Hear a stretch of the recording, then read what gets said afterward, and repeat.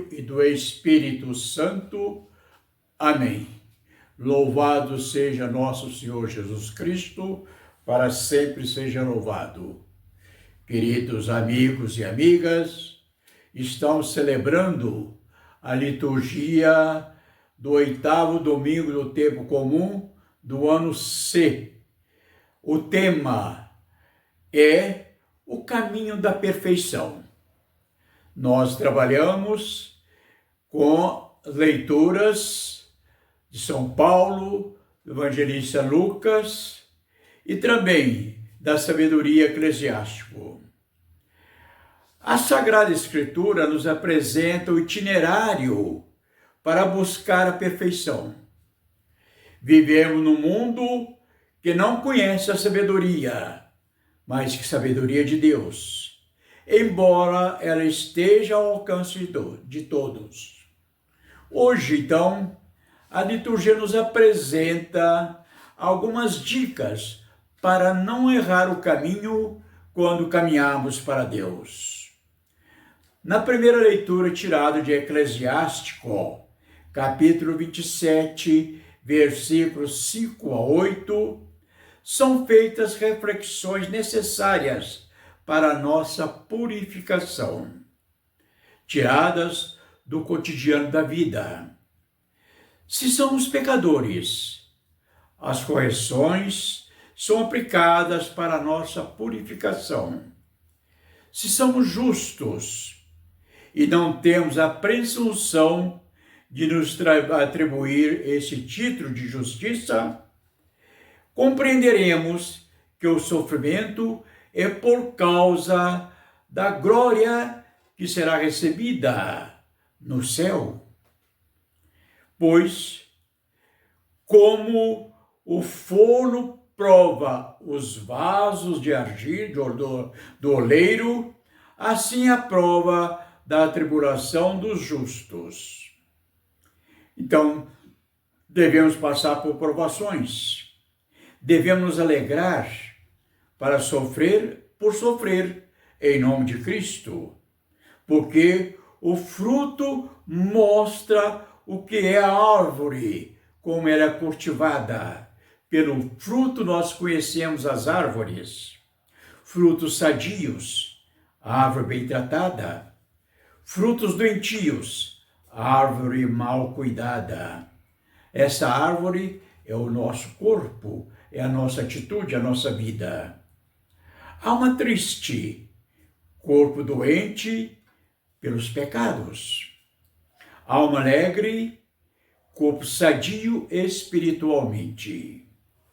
Assim, queridos irmãos e irmãs, podemos avaliar a nossa saúde espiritual, a nossa intimidade com Deus e pelas nossas atitudes. Já trabalhando com a segunda leitura, tirada da primeira carta aos Coríntios, capítulo 15, versículos 54 a 58, em que São Paulo trata da igreja, a formação sobre a igreja como um hino da vitória sobre a morte, ou seja, a derrota da corrupção do pecado. A vitória foi conseguida por Jesus Cristo, quando se entregou na cruz. A sua morte é a nossa vitória. A sua morte é a derrota do pecado. O que é corruptível não pode atingir a perfeição por si mesma, ou seja, o pecado. O que é corruptível não pode chegar à glória celeste. Requer então a intervenção do Criador, ou seja, da criatura, a intervenção criadora de Deus, quando o ressuscitará dos mortos, ou seja, pela sua morte e ressurreição, São Paulo vai nos lembrar, é vencido o pecado, elevando toda a humanidade à glória celeste pela ressurreição dos mortos. Somos, pela ação salvadora de Cristo, o que será sugerido na nossa vitória final, ou seja, suprindo o abismo do pecado, o abismo da morte, para ressuscitar com a vida. É uma condição de participar da divindade de Cristo.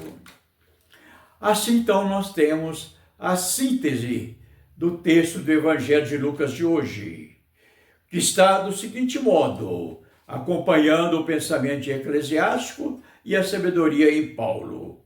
E Lucas, então, no Evangelho de hoje, capítulo 6, versículos 39 a 45, diante das realidades que cercam Jesus e seu tempo, a sua verdade, ele apresenta a parábola que trata da firmeza e zelo de coisas de Deus, e não das do mundo, estimulando os seus discípulos a descobrirem o caminho reto, o segmento único, como mestre autorizado. Assim, queridos irmãos e irmãs, é preciso precaver-se contra os falsos guias da comunidade. Há um só mestre, um só guia, os outros são discípulos, aprendizes. O outro aspecto que Cristo adverte é sobre a hipocrisia, a falsidade dos que se julgam juízes para julgar o próximo e não vê as suas próprias limitações, os seus próprios erros, as suas próprias faltas. Jesus volta à comparação da árvore e seus frutos. O que importa não é o código de normas, as regras, mas o que importa é o resultado da árvore com seus frutos. Assim, o que importa não é o que diz, mas o que está no coração. Não é o comportamento exterior, mas o que a consciência aprova ou condena, tanto no agir como no fazer. É do coração bom, da consciência limpa, iluminada pela razão reta, que o homem pode fazer brotar as autênticas virtudes cristãs. Porque a boca fala daquilo que está cheio o coração. Ou seja, respira o que é. É da saturação das virtudes que irradia o amor de Deus. Concluindo a nossa homilia, é um convite também a rever a nossa vida, mudar o que precisa ser mudado, redirecionar nosso itinerário, se necessário for, tirar do nosso olho toda cegueira para ver, conhecer e testemunhar o Cristo que está em nós, está também no próximo. Assim que essa nossa semana seja uma semana de santidade, uma semana de caminhada reta, uma semana de encontro com Cristo.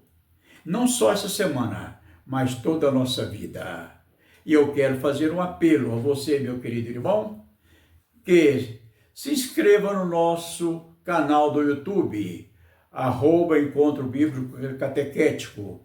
Compartilhe, divulgue. Lá você encontra meditações, encontra orações e também cursos que nós já temos ministrados e vamos continuar ministrando.